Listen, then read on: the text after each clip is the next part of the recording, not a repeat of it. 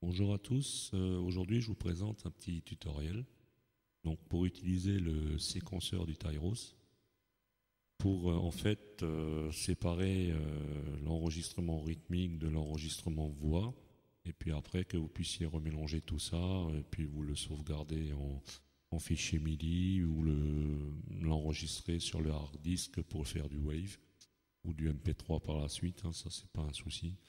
Donc la partie séquenceur, pour ceux qui ne le savent pas, bah, c'est cette partie qui est du côté gauche de l'écran. Donc cette partie-là sert à enregistrer 16 pistes différentes, hein, de l'instrument, hein, et puis de faire du piste par piste en fait, hein. Donc moi, ce que j'ai l'habitude de faire pour débuter là-dessus, ben, je clique sur la touche REC et sur la touche Stop, je clique les deux en même temps, qui va nous mettre en haut du côté de l'écran, il va nous mettre New Song, donc nouveau fichier MIDI quoi en fait, hein. Et en bas de l'écran, bah, vous avez effectivement les 16 pistes qui vont s'afficher, qui sont pour l'instant en position on, donc parce qu'il n'y a rien qui a été lancé sur le Tyros. Et donc moi, ce que j'ai l'habitude de faire, bah, pour débuter avec ça, je clique sur la touche REC, voilà, donc le REC et le play clignotent, qui fait que sur votre écran, vous avez tout qui se met en position REC, toutes les 16 pistes. Et moi, ce que j'enlève, donc j'enlève la piste 4, la mets en zone en off, la 5 en off, 6 en off, 7 en off, 8 en off. Voilà. Tout le reste, je laisse en rec, donc ça va permettre d'enregistrer la partie rythmique, chœur, tout ce qui est style, quoi, en fait, accompagnement et tout ce qui s'ensuit. Donc à partir de là, on clique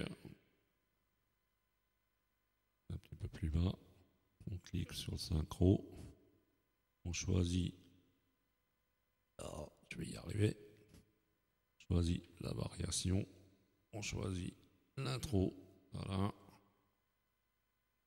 tout se met en route, et il suffit de jouer. Donc je vous fais juste un petit morceau, hein, pour que je puisse effectivement rajouter les voix derrière, et puis que vous voyez un petit peu ce que ça donne, hein. Donc c'est parti.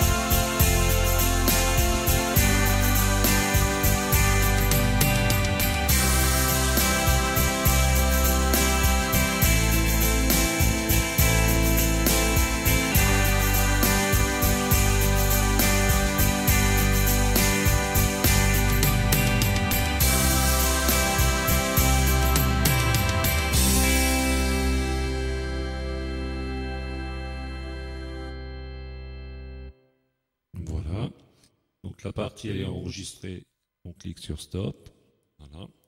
Sur l'écran, vous allez avoir un message comme quoi le morceau va être perdu si vous éteignez l'instrument ou si vous n'enregistrez pas votre prestation. Donc ça, on va juste cliquer sur Exit pour enlever le message. Voilà. À partir de là, il suffit de cliquer sur Rec.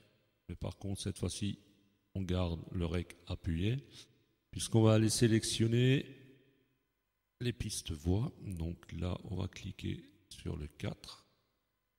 Il va nous afficher un petit tableau où on peut sélectionner la partie voix qu'on veut jouer. Donc moi, je mets sur le 4, je mets le 1. Le 5, je mets la voix numéro 2. Et le 6, je mets la voix numéro 3. Voilà. À partir de là, on peut lâcher la touche REC. Ce qui fait que ça se met en clignotement REC Play aussi. Et là, par contre, pour débuter l'enregistrement, il suffit juste de cliquer sur le play, qui va lancer ce qu'on vient de jouer à l'instant, et on va pouvoir rajouter le côté voix. Donc c'est parti, je vous rajoute ça, et puis je vous retrouve tout de suite après.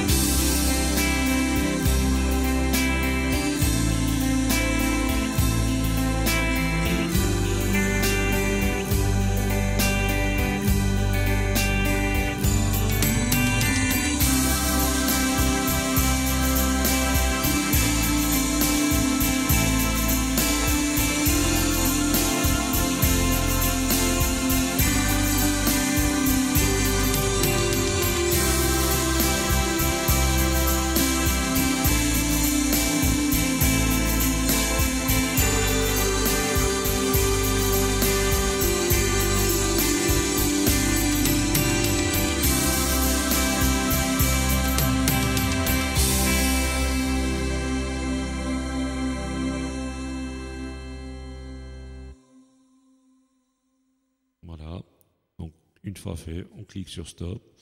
Le même message se remet sur l'écran, donc on clique sur Exit. Voilà. Et on peut réécouter effectivement ce qu'on vient de faire. Donc vous aurez la partie rythmique plus la partie voice, tous les deux ensemble. Donc on va juste réécouter pour voir ce que ça donne.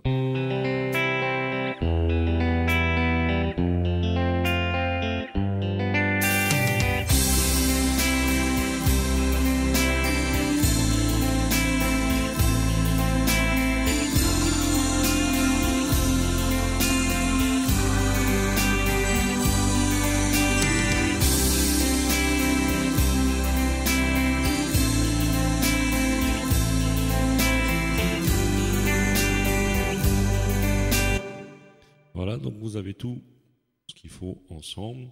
Bien sûr, vous pouvez toujours rajouter, vu qu'il y a des pistes de libre encore, hein, et encore la 7 et la 8 qui sont coupées. Donc on peut rajouter encore du multipad, on peut rajouter des instruments voice derrière, on peut faire ce qu'on veut en fait. Hein. Donc à partir de là, une fois que vous avez fait ça, ben, il suffit juste de sauvegarder votre prestation. Donc moi, au plus simple que je fais, je rappuie sur Rec-Stop. Puis là, il va me demander de sauvegarder le morceau, le son. Moi, j'ai fait Yes. Voilà. Vous choisissez où vous voulez le mettre. Donc, user, HD1. Après, vous mettez où vous voulez. Hein. Donc, on va le mettre sur user pour le fun. Vous cliquez sur Save. Vous faites un delete pour enlever ce qui a marqué. Vous donnez un nom. Donc, on va marquer Ghost. Simplement. Non. Voilà. Vous faites OK.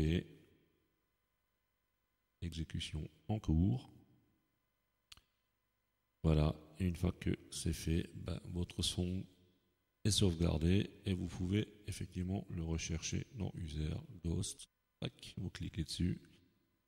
Et puis, c'est reparti.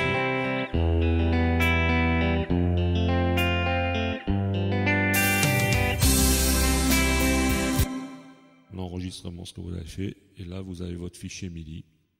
Tout simplement, à partir de là, vous pouvez le mettre sur le hard disk pour le transformer en wave, pour le mettre en MP3, pour le mettre sur CD, et ainsi de suite. Voilà. J'espère que ça vous a aidé un petit peu et puis pour vous amuser sur vos prochains enregistrements. Je vais essayer d'en faire d'autres, des vidéos pour que vous puissiez voir un petit peu comment que ça se passe avec le Tyros. Je vous souhaite une bonne après-midi et puis à bientôt.